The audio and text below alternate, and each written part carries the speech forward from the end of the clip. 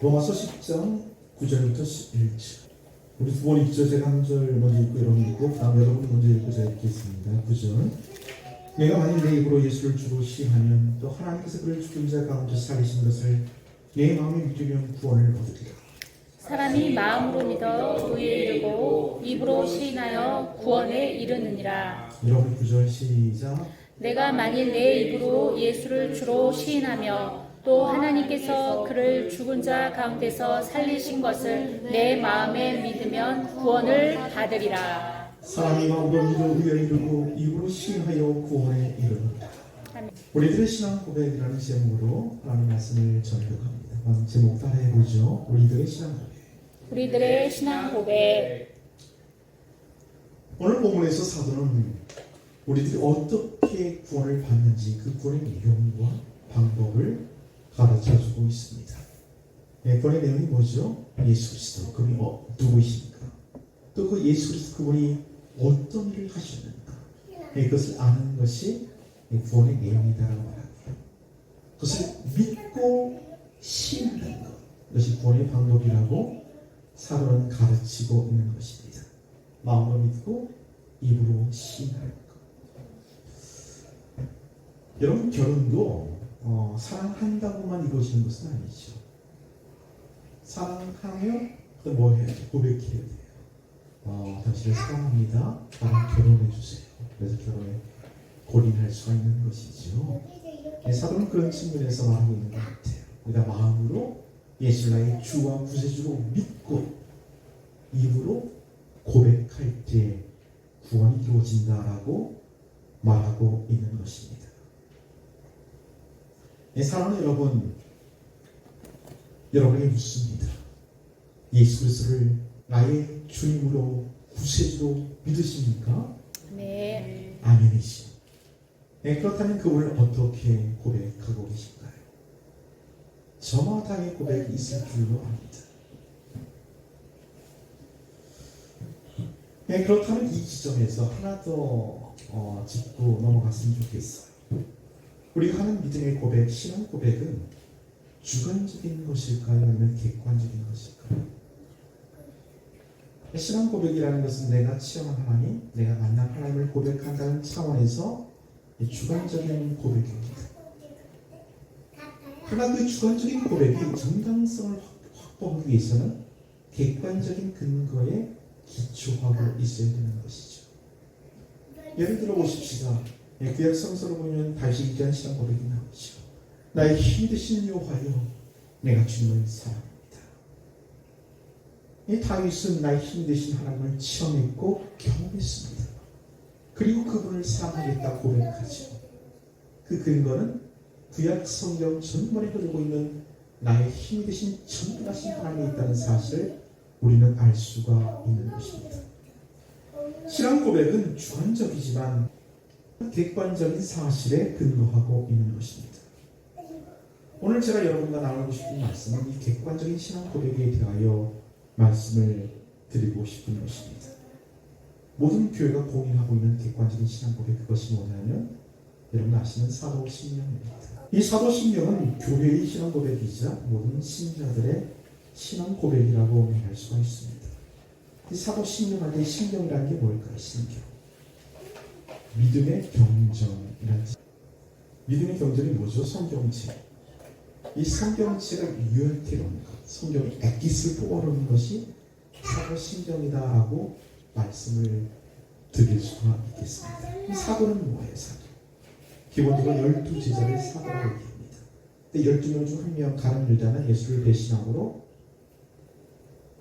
사도의 지위를 박탈당합니다. 그리고 마태라는 사람 추첨을 해서 집어넣지요. 그리고 후에는 바울도 사도로 인정을 받습니다.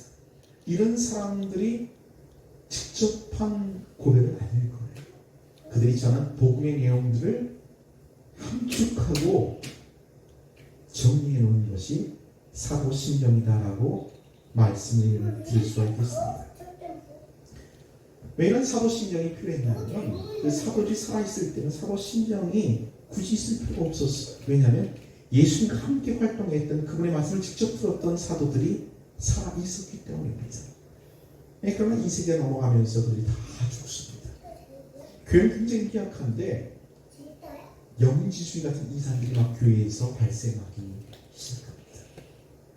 여러분 2000년 전에 있었던 영지주의는 지금도 굉장히 활성화가 되고 있죠. 구원파가 영지주의입니다. 2014년에 세월호 사건 수백 명이 죽었던 그 사건 여러분 기억하실 겁니다. 다 영지주의 계열의 그런 이상들입니다. 그래서 막 미단이 나와가지고 교회를 막 혼탁하게 하자 이제 사도들의 말씀을 정리할 필요를 교회에서 느끼는 것이죠. 그래서 3세기 이런 것들을 좀 정리를 했고 5세기에 정립합니다. 그리고 12세기 뒤어서 이 사도 신령이 교회 공적인 예배에 정식 신앙 고백으로 자리 잡게 된 것이죠. 그러니까 사도 신경은 한 번에 딱 써갖고 만든 것이 아니라 교회 역사와 더불어서 수세에 걸쳐서 정리되고 정립된 신앙 고백인 것을 여러분 기억하시길 바랍니다. 우리가 9월부터는 이 사도 신경으로 우리의 신앙을 고백할 것입니다. 네, 여러분 알고 있는 전능하사 천지를 만드신 하나님 아버지가 믿사오며 이것대로 고백은 하지 않을 겁니다. 새로 번역한 사도 신경이 있거든요. 그것을 주보에 기록을 해놨는데 한번 주보를 보시기 바랍니다. 이것이 새 번역 버전의 사도 신경입니다. 이 번역이 원문과 더 가깝습니다. 네, 그렇기 때문에 이 번역으로 고백을 할 텐데 한번 같이 읽어보죠. 시작. 나는 전능하신 아버지 하나님 천지의 창조주를 믿습니다. 나는 그의 유일하신 아들 우리 주 예수 그리스도를 믿습니다. 그는 성령으로 잉태되어 동정녀 마리아에게서 나시고 본디오 빌라도에게 고난을 받아 십자가에 못 박혀 죽으시고 장사된 지 사흘 만에 죽은 자 가운데서 다시 살아나셨으며 하늘에 오르셔 전능하신 아버지 하나님 우편에 앉아 계시다가 거기로부터 살아있는 자와 죽은 자를 심판하러 오십니다. 나는 성령을 믿으며 거룩한 공교회와 성도의 교제와 죄를 용서하는 것과 몸의 부활과 영생을 믿습니다. 아멘. 9월달부터 이것을 고백할 테니까 다 암송하셔야 되죠. 이제 한 달 이상의 시간이 있기 때문에 여러분 다 외우시기 바랍니다. 오늘 연세 드신 권사님들, 장로님들도 다 외우셔서 같이 고백하실 수 있기를 부탁을 드리겠습니다. 그래서 오늘 이 사도신경을 같이 공부할 터인데요. 이 사도신경의 원문은 사실 라틴어로 되어 있지.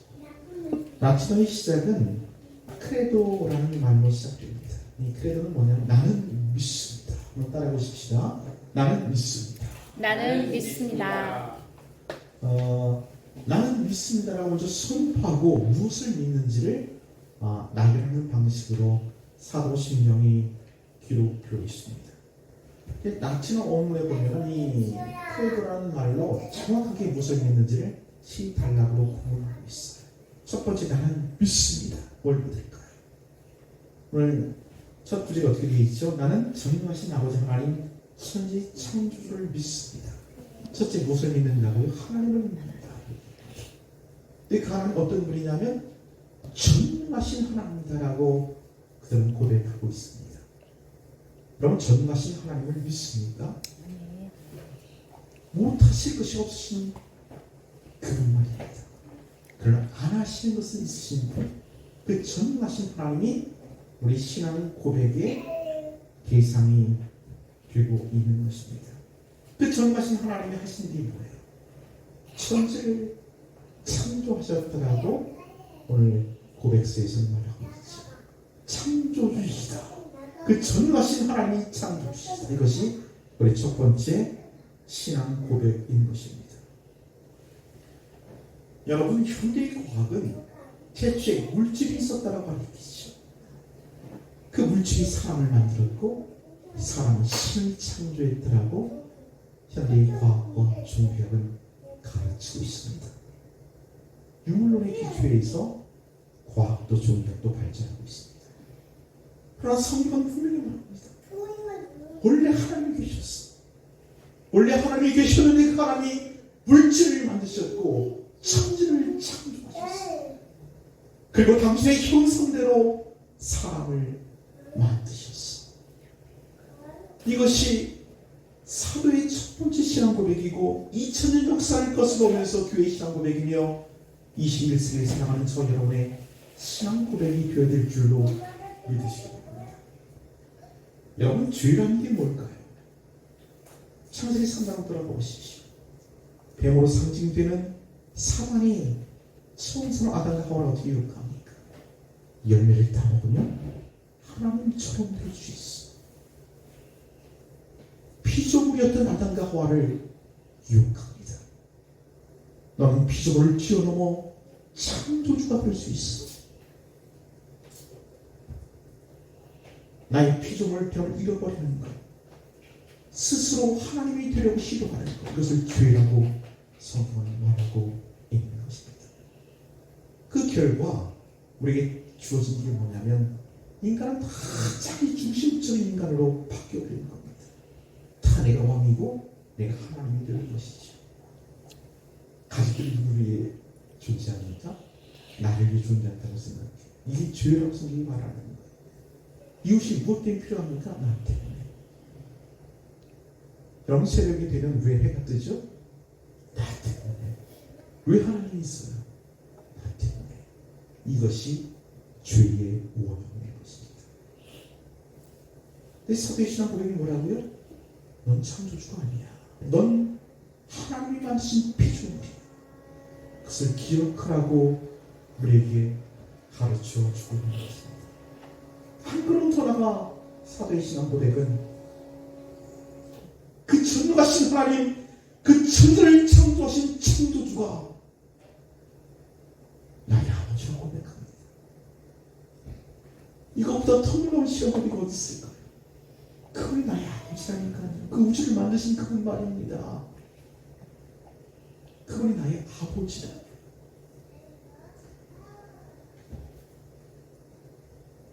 여러분, 세상은 우리를 신자라고 부르죠. 혹은 성도 이렇게 부릅니다. 신자는 믿을 신자의 롱자자예요. 믿는 사람들. 근데 다른 측면에서 어쩌면 아들 자자를 쓴다면 신의 아들이 되는 겁니다. 저 여러분이 하나님의 아들이요 딸인 것을 믿으십시오. 이것이 사도의 고백이었고 2000년 교회의 신앙 고백이었고 저 여러분의 고백이 되어야 될 줄로 믿으시기 바랍니다. 사도신은 그렇게 시작하는 거예요. 나는 전능하신 하나님 아버지 천지 창조주를 믿습니다. 두 번째 그래도 나는 믿습니다. 뭘 믿을까요? 그 다음 읽어볼까요? 나는 그의 위하신 시작. 나는 그의 위하신 아들 우리 주 예수 그리스도를 믿습니다. 두 번째는 하나님의 아들 그리스도를 믿는 것입니다. 여러분 잘 아시는 말씀 요한복음 3장 16절 하나님이 세상을 이처럼 사랑하사 독생자를 주셨으니 이것의 원어식 의미는 독종자입니다. 개의 새끼는 강아지잖아요. 같은 개입니다. 사람의 새끼는 사람이죠.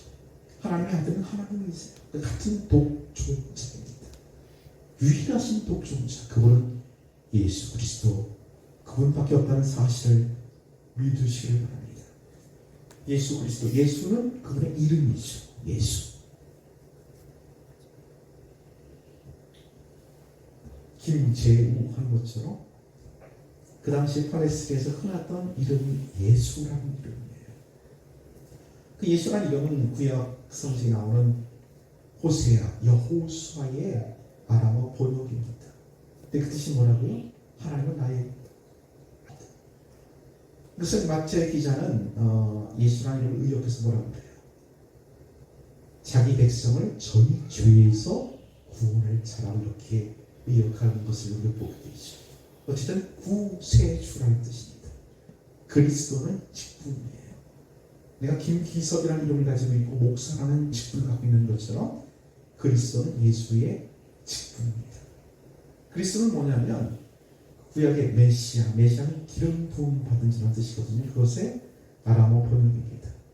그리스도는 기름 부음 받은 자라는 뜻인데 성경에서 기름 부음 받은 자는 세 종류가 있어요. 첫째는 왕, 둘째는 제사장, 세 번째는 선지자.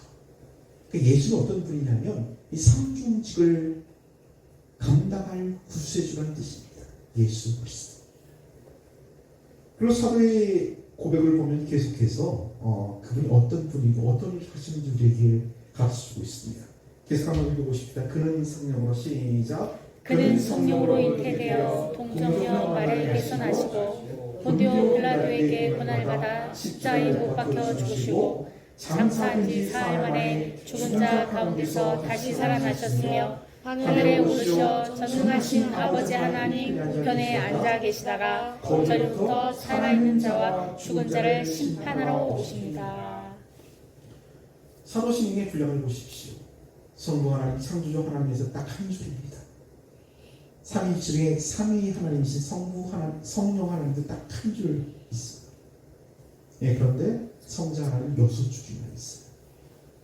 우리가 뭘 믿는지를 사도신경은 분명하게 보여주고 있습니다. 우리 믿음의 대상이신 그 예수, 그분이 어떤 분이냐면 그분의 나심과 그분의 죽으심, 그분의 다시 사심, 다시 오심, 네 가지 측면에서 고백되어지고 있습니다. 그분의 나심이 어떻게 되었다고요? 성령으로 잉태되어 동정녀 마리아에게 나시고, 성경은 이것을 강조하고 있는 것일까요? 사도들은 무엇 때문에 이 이야기를 꼭 그들의 고백에 넣고 있는 것일까요? 우리 처음 할아버지 아담을 보십시오. 처음 할머니 하와를 보십시오. 그들은 스스로 하나님이 되려고 하나님의 계명을 어기고 살아갈 따먹고 죄를 범합니다. 그로 인하여 우리의 본성에 죄의 성질이 들어오게 되는 거죠. 죄의 본성을 가지게 되는 겁니다. 이것은 아담과 하와의 후손 대대로 유전적으로 영혼에 영향을 미치는 것이죠. 이것을 우리는 원죄 이렇게 얘기합니다. 우리의 구세주는 죄가 없으신 분이 죄인이 같은 죄에 어떻게 속할 수가 있을까요? 하나님 그것을 끊기 위하여 남자의 시간인 성령으로 잉태된 구세주가 필요했던 것이죠. 그래서 예수는 우리에게 마리아를 통해 이 땅에 보내주신 줄로 믿으시기 바랍니다. 그건 구세주가 되시기 위하여 동정녀에게 태어나야 하는 겁니다. 그분의 죽으심은 본디오 빌라도에게 고난이 없어. 또 왜 굳이 이야기를 하고 있는 것일까요? 예수가 신화가 아니라 역사적인 사실에게 분명히 사도들은 고백하고 있는 겁니다. 그분은 2000년 전에 팔레스타인 땅에 분명히 사셨던 유대인의 청년이었습니다. 그는 십자가에 못 박혀 죽임당한 분명한 역사적 인물인 것을 우리에게 보여주고 있습니다. 그건 왜 죽었죠? 우리의 모든 죄를 대신 짊어지고 대성물로 십자가에 수련된 것. 이것이 복음 중에 복음의 내용 아니겠습니까? 이것이 사도들의 신앙 고백인 겁니다. 우리 말씀 한 구절 읽어보십시다. 베드로전서 3장 18절 말씀 읽어보십시다. 베드로전서 3장 18절. 시작. 그래서 죄를 위하여 죽으사 의인으로서 불의한 자를 대신하셨으니 이는 우리를 하나님 앞으로 인도하려 하심이라. 육체로는 죽임을 당하시고 영으로는 살리심을 받으셨으니. 그리스도는 한 번 죽는 것으로 모든 죄를 사하시는 겁니다. 근데 왜 죽으셨다고 베드로는 이렇게 얘기하죠. 이는 우리를 하나님 앞으로 인도하려 하십니다. 그분의 태어나심도 우리를 구원하기 위해서, 그분의 죽으심도 우리를 구원하기 위해 죽었습니다. 근데 죽음으로 끝났다면 모든 것이 다 끝나버렸을 거예요. 예수의 죽음은 우리의 죄책을 사하는 겁니다. 내가 받아야 될 형벌을 예수께서 대신 받으신 거예요. 그것을 끝났을 거예요. 그러나 우리는 또 죄를 짓고 또 죄를 짓습니다. 하나님의 의에 부합되지 못하는 존재였으시죠. 그래서 하나님은 그 예수를 다시 살려내십니다. 그 다음 구절이 그러잖아요. 장사된 지 사흘 만에 죽은 자 가운데서 다시 살아나셨습니다. 왜 살리셨냐면 그것도 우리를 구원하기 위함입니다. 우리 로마서 4장 25절 말씀 보십시오. 로마서 4장 25절. 시작. 예수는 우리가 번제한 것 때문에 내줌이 되고 또한 우리를 의롭다 하시기 위하여 살아나셨느니라. 예수의 죽으심 우리 죄책의 문제는 해결되었습니다. 그러나 우리 의의 문제는 여전히 흡족치 못한 겁니다. 하나님의 의에 부합될 수가 없는 거예요. 하나님은 예수를 다시 살려내심으로써 우리의 의를 계시하신 것입니다. 그래서 우리가 구원받게 되는 것이죠. 이것이 사도의 신앙 고백이었습니다. 그리고 네 번째, 그분이 다시 오심을 믿는 고백합니다. 우리 한번 읽어보십시다. 하늘의 오사 시작. 하늘의 오사 전능하신 하나님 아버지 하나님 우편에 앉아 계시다가 거기로부터 살아있는 자와 죽은 자를 심판하러 오시니라. 그 예수님은 하나님 보좌 우편에 앉아 계시다라고 성경이 기록하고 있죠. 거기서 뭐 하고 계실까요? 로마서 8장 34절 말씀 읽어보십시오. 34절 시작. 누가 정죄하리요 죽으실 뿐 아니라 다시 살아나시는 그리스도 예수시니 그는 하나님 우편에 계신 자요 우리를 위하여 간구하시는 자신이라. 하나님 보좌 우편에 앉아 계셨던 그 예수님은 우리를 위해 간구하신다라고 말하고 있습니다. 이것이 우리의 신앙 고백이죠. 내 힘으로 사는 것 같아도 내 힘으로 사는 게 아닙니다. 하나님이 예수님 우리를 위해 간구하고 계신 까닭인 줄로 믿으시길 바랍니다. 그리고 계속해서 고백합니다. 거기로부터, 거기는 하나님 보좌 우편 천국입니다. 살아있는 자와 죽은 자를 심판하러 오십니다. 이 재림의 신앙이 우리에게 있어야 될 줄로 믿습니다. 여러분, 초림의 예수는 우리를 구원하게 오셨습니다. 그러나 재림의 예수는 우리를 심판하러 위기에 온다는 사실을 기억하시기 바랍니다. 그는 심판주로 오시는 거예요. 그분이 왕으로 등극하여서 염소와 양을 나누십니다. 우편과 좌편으로 사람들을 나누실 거예요. 그리고 좌쪽에 있는 사람들은 영원한 불못에 던지고 우편에 있는 사람들은 영원한 천국으로 들이신다고 성경이 분명히 말하고 있습니다. 이것이 사도들의 신앙 고백이고 2000년 교회 신앙 고백이고 저 여러분의 신앙 고백이 되어야 될 줄로 믿으시길 바랍니다. 첫 번째 창조주 하나님을 고백하고 두 번째 구세주 예수님을 고백합니다. 그 세 번째 성령님을 고백하는데 성령님은 굉장히 짧습니다. 한번 읽어보죠. 나는 성령을 믿으며 얘기합니다. 성령 하나님은 삼위의 하나님입니다. 삼위일체 하나님을 이 신앙 고백에서 고백하고 있죠. 성부 하나님, 성자 하나님, 성령 하나님. 그래서 우리는 삼위일체를 얘기합니다. 오늘 설교 시간에 삼위일체를 언급하지 않겠습니다. 그냥 믿음으로 받아들이는 것입니다. 본체는 한 분이시고 유기업은 세 분이세요. 성부, 성자, 성령. 오늘 좀 공부할 것은 이 성부 하나님 무엇하시는 분일까? 요한복음 16장 말씀 펼쳐보십시다. 요한복음 16장 8절 말씀 읽습니다. 시작. 그가 와서 죄에 대하여 의에 대하여 심판에 대하여 세상을 책망하시리라. 그가 누구예요? 그 성령님이란 말이에요. 죄에 대하여 의에 대하여 심판에 대하여 세상을 책망하게 하십니다.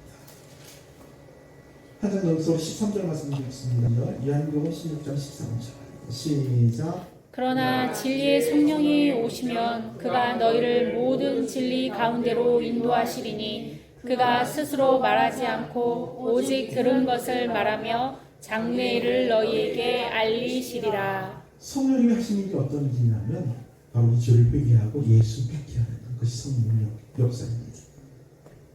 자신의 삼위일체 하나님, 성부 하나님, 성자 하나님, 성령 하나님, 우리 구원에 관하여 무슨 일을 하셨냐면 성부 하나님은 계획하십니다. 다 설계하신 거예요. 그 성자 하나님은 그 일을 실행하십니다. 성령 하나님은 그 일을 적용하시는 겁니다.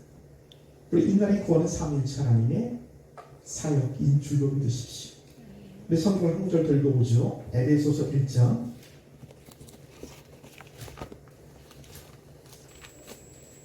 13절입니다. 시작. 그 안에서 너희도 진리의 말씀 곧 너희의 구원의 복음을 듣고 그 안에서 또한 믿어 약속의 성령으로 인치심을 받았으니.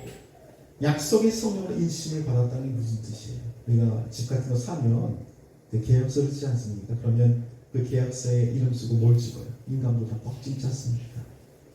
이 성령님이 하나님의 인감도장이세요. 우리 구원을 보증하는 것으로 인치셨다고 얘기합니다. 그리고 그 견인의 교리라는 게 있어요. 여러분 자동차 고장이 나면 견인차가 와서 그 자동차를 공장까지 끌고 가잖아요. 우리가 구원받으면 성령이 우리 견인차예요. 우리 영혼을 성령이 탁 끌고 천국까지 끌고 가신다는 거예요. 이게 구원의 보증이 되시고 구원을 잃어버리지는 않습니다. 그러니까 여러분 우리 구원은 삼일체 하나님의 사역것을 믿고 신앙 고백하는 것이죠. 그리고서 나와서 이제 이 사도의 신경은 삼일체 하나님을 신앙 고백한 뒤에 교회에 대한 신앙 고백 그리고 우리 신자들의 소망에 대한 신앙 고백으로 마치고 있습니다. 계속 한번 읽어볼까요? 나는 성령을 믿으며 시작. 나는 성령을 믿으며 거룩한 공교회와 성도의 교제와 죄를 용서받는 것과 몸의 부활과 영생을 믿습니다. 그 다음 있는 것이 거룩한 공교회 이렇게 되어 있어요. 이 공교회가 어떤 뜻일까요? 이거를 교회들의 연합체, 총회로 생각하면 큰일 납니다. 이 보편적인 교회거든요. 카톨릭 처치예요. 그래서 이 말 때문에 이 개교에서 이 사도신경 잘 안 했어요. 카톨릭 얘기한다고. 근데 이 보편적인 교회를 말합니다. 이 가이사랴 빌립보에서 주님이 제자들이 묻죠. 너희는 나를 믿으러 가느냐? 그때 베드로가 위대한 신앙 고백합니다. 주님은 살아계신 하나님의 아들입니다. 그러자 이 주님 뭐라고 그래요? 이 신앙 고백 위에 내 교회를 세우니 음부의 권세를 이기지 못하더라고 교회 설립을 선포하십니다. 그래서 세상에 있는 모든 교회는 하나의 교회입니다. 누구의 교회라고요? 주님이 세우신 주님의 교회. 우리 바로 옆에 우리 샤론교회가 있어요. 샤론교회와 저희 교회는 하나의 교회입니다. 주님의 교회. 근데 이게 한국에서 특별히 더합니다. 이 지역교회라는 특성이 너무 강하다 보니까 공교회가 다 잃어버렸어요. 저는 한국교회 가장 큰 위기는 바로 여기에 있다고 생각을 합니다. 그 전에 서울에서 같이 살던 할머니 지금 돌아가셨는데 그때 만났던 그분이 그러시는 거예요. 제가 이제 목회한다는 얘기를 들었죠. 어머니한테 들었더니 요즘 손님이 많어. 자영업자가 식당 차리는 것은 교회 차렸다고 생각하시는 거예요. 일반적인 생각이니까요. 이게 얼마나 심하냐면 그 전에 우리 박인문 목사님이라는 분이 계셨어요. 그 전에 차량운행으로 그분을 모셔왔는데 그분이 교회 차를 기다리면서 밖에 서 계셨던 거예요. 평생에는 20개가 차가 탁 해요. 문이 탁 열리더니 할머니 교회 가시는 거예요? 물어보고요. 그랬더니 그럼 우리 타시라고 했더니 우리 집 아닌데 그랬더니 권사님 교회 다 똑같이 타세요. 예배대로 가요. 그리고 모시러 가려고 그러더라는 거죠. 세상이 이렇게 변했어요.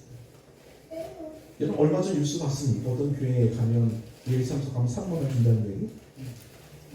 기가 막히더라고요. 그랬더니 그 교회 관계자가 이렇게 얘기해요. 3만 원으로 영혼을 살 수 있다면 이건 낭비가 아닙니다. 세상이 그렇게 변해버렸죠. 저는 잃어버린 한국 교회의 공교회성을 회복할 수 있는 보관을 가지고 있어요. 뭐냐면 월급 똑같이 주는 거야. 한 2,000명 모인 교회나 10명 모인 교회나 그 규칙에 따라 월급 똑같이 주면 그렇게 안 할걸? 어쨌거나 공교회성을 회복하는 데는 우리 카톨릭이 배워야 됩니다. 카톨릭은 그 신부들이 결혼을 안 하잖아요. 왜 안 합니까? 목사들이 자꾸 세습하거든. 그전에 그랬어요. 결혼할 때도 있었거든요. 신부들이. 근데 교회 재산이 많아지니까 누구 생각나요? 자기 새끼가 생각난단 말이야. 근데 자꾸 그걸로 물려주는 거예요. 안 되겠다. 결혼하지 마. 이렇게 된 거죠.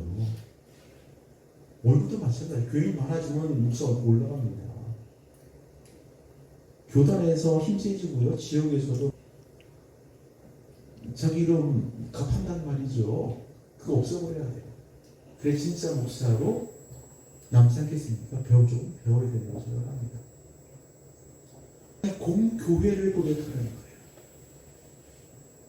하나님, 세상엔 하나님의 교회밖에 없습니다. 그건 주님이 세우신 주님의 교회입니다. 이것이 사도들의 고백이었고 2000년 교회 고백이었고 저희 여러분의 고백이 되길 줄 믿습니다. 마지막으로 신자의 소망을 고백하는 다시 한번 읽습니다. 시작. 나는 성령을 믿으며 시작. 나는 성령을 믿으며 거룩한 공교회와 성도의 교제와 죄를 용서받는 것과 몸의 부활과 영생을 믿습니다. 그래서 이것이 우리의 소망이 되는 거죠. 성도의 교제, 죄를 용서받는 것, 몸의 부활, 영생 이런 것들이 이루어질 것을 믿고 신앙 고백합니다.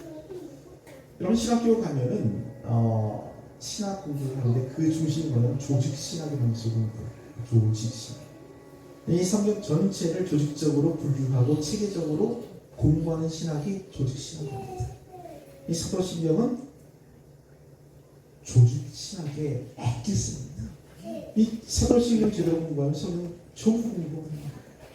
그것을 사도들의 고백에 담아놓은 겁니다. 여러분 이제 볼부터 우리 사도신경을 할 텐데 그냥 주의 경을 읽듯이 주문하듯이 읽어서는 아무 소용이 없는데 정말 이 고백 속에 나의 고백을 담는 겁니다. 삼일체 하나님을 고백하고 공교회를 고백하고 신자의 소망을 고백하면서 이 고백 속에 저 여러분의 신앙 고백을 담기를 주님으로 축원합니다. 아멘. 살아계신 아버지 하나님 고맙습니다. 우리가 하나님을 만났고 하나님을 고백합니다. 그 고백이 객관적이고 체계적이고 성경에 근거하는 것을 우리가 믿습니다. 하나님 아버지 우리가 구월부터 사도신경을 할 텐데 이 성경에 기록된 사도들의 고백 2000년 교회의 고백이 정말 살아있는 우리들의 고백이 될 수 있도록 축복해 주십시오. 감사하며 예수님 귀하신 이름으로 기도합니다. 아멘.